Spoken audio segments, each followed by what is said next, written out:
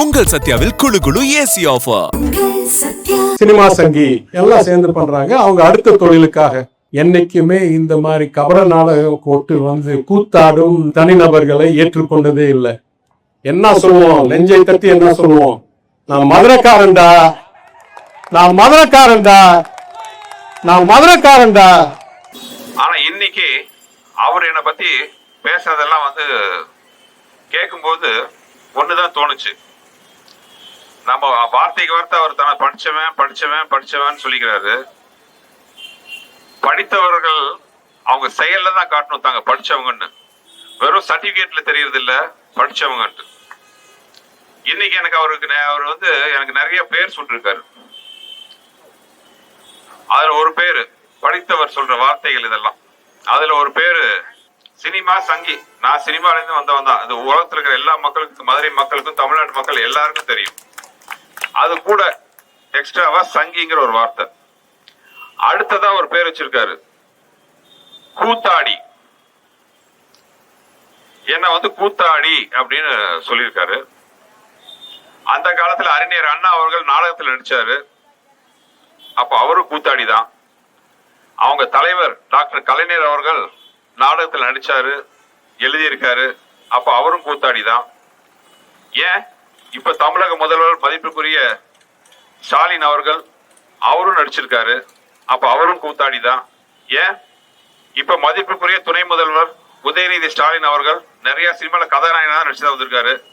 உங்களுக்கு தைரியம் இருந்தா நெஞ்சில தில் இருந்தா மதிப்புக்குரிய உதயநிதி ஸ்டாலினை பார்த்து சொல்லுங்க பார்க்கலாம், கூத்தாடிட்டு தைரியம் இருக்கா? ஒன்னே ஒண்ணுதான் சொல்றேன். ஏன் அது மட்டும் இல்லையே, புரட்சி தலைவர் எம்ஜிஆர் அவர்களை பார்த்தும் புரட்சி தலைவர் அம்மாவை பார்த்தும் கூத்தாடின்னு தான் நீங்க அந்த காலத்துல சொன்னீங்க. ஆட்டி வச்சாங்கல்ல, உங்க இயக்கத்தை ஆட்டி வச்சாங்கல்ல. இப்ப வரலாறு அதே தான் திரும்பிட்டு இருக்கு. இப்போ வார்த்தைகள் எப்பவுமே கவனம் வேணும்.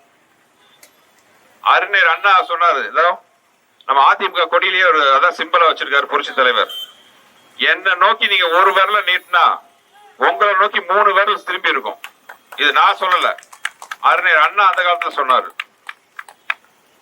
இன்னும் அவர் சொன்னது வரிசை என்னென்னமோ நிறைய இருக்கு.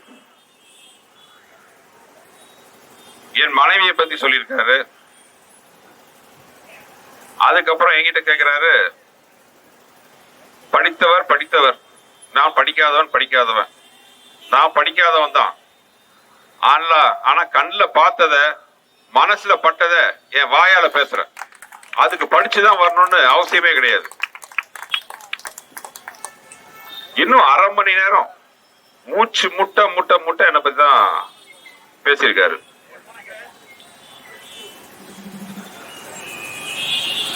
மூச்சு முட்டை அவ்வளவு பேசியிருக்காரு.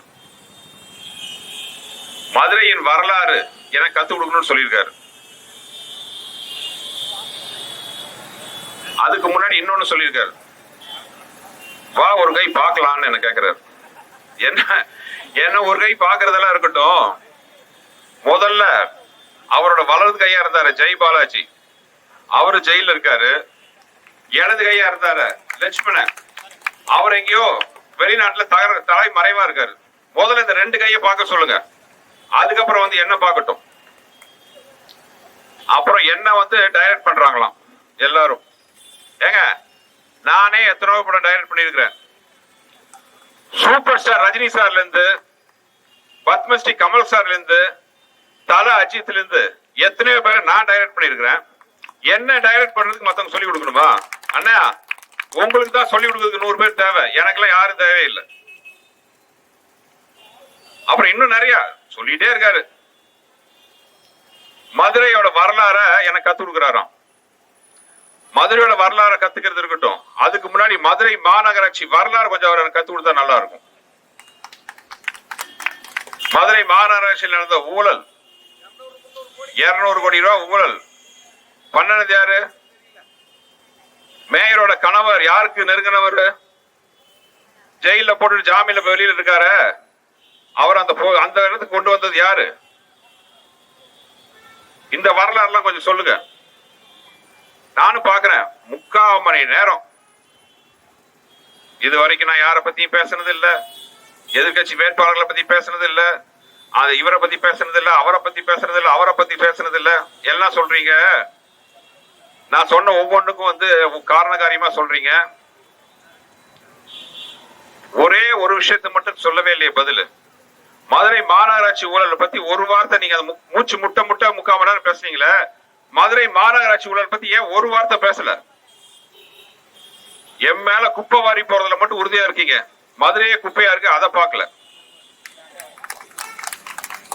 எல்லாருக்கும் 500 அடிக்கு ஒரு நலத்திட்ட உதவி, எம்எல்ஏட உதவி திட்டம் இருக்குன்னாரு. இங்க ஏதாச்சும் 500 அடியில் இருக்கான்னு தெரியல. அப்படி இருந்தா ரொம்ப சந்தோஷம்.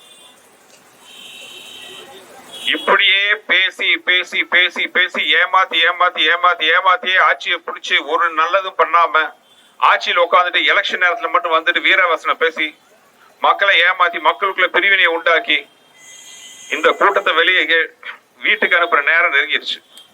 இவ்வளவு பேசினார 5 வருஷத்துல உங்களை பார்க்க எத்தனை தடவை வந்திருக்காரு அவரு? யாராச்சும் பாத்திருக்கீங்களா? யாரும் பார்க்கல. அதாவது அவருதான் உங்களை பார்க்க வரல. சரி, கஷ்டத்தை சொல்றதுக்காக நீங்களாச்சும் அவர் பக்கம் போக முடிஞ்சுதா? முடியல. அந்த பங்களா கதவு நாய அவுத்து விடுறாங்களா? நான் சொல்லலன்னா நீங்க சொன்னதை நான் கேட்டு சொல்றேன். நான் சொல்லல. கேட்டு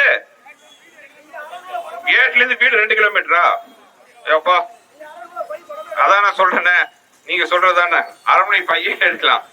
நான் அரண்மனை படத்துல நிறைய பேய் ஓட்டுற மாதிரி அரண்மனை படத்துல நடிச்சிருக்கேன், பண்ணிருக்கேன். ஆனா உண்மையாவே நிறைய லஞ்ச பைகளை இந்த நாட்டை விட்டு துரத்த வேண்டிய நேரம் வந்துருச்சு. அதுக்கான